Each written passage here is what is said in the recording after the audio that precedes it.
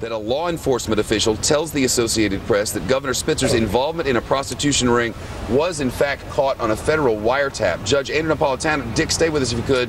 Judge Andrew Napolitano is with us and live in New York. How difficult will it be to keep that out of the public domain, Judge Napolitano? Well, it depends upon what the governor can negotiate. Remember, he has two objectives. One is not to plead guilty to an indictment for a felony, so he doesn't automatically lose his license to practice law, and the other is to stay out of jail. Now, I can tell you definitively what this document is that we all have.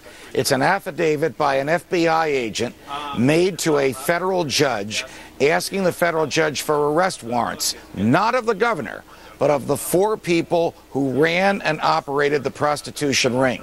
During the course of the affidavit, the FBI agent represented to the federal judge that client number 9, whoever that is, the name Elliot Spitzer appears nowhere in this document, was listened to pursuant to a wiretap authorized by a federal judge here in New York City. And it goes through great detail of the negotiations for the payment for these services and how the cash got from New York to Washington, D.C. I suspect that the 4 people named in this, whose names are not known to the public as far as I can tell, have already been arrested.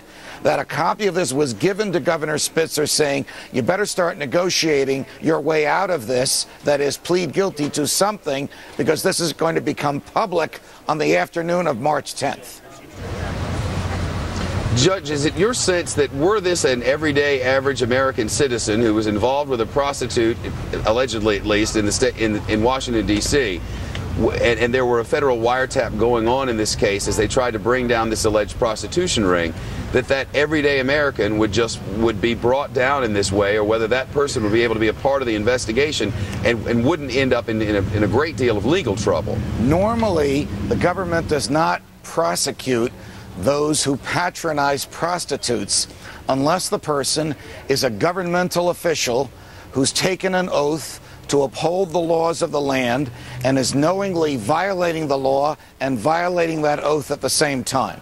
There is sometimes also an urge on the part of prosecutors to prosecute celebrities. In this case, we have a person who fits all 3 categories. He's a household name in New York. He's taken an oath to uphold the laws of the land. He's knowingly violating the laws and violating the oath. Therefore, he's a perfect candidate for prosecution, even though those who patronize prostitutes are not ordinarily prosecuted. You mentioned the 4 people who were involved with this particular ring, as it has been described.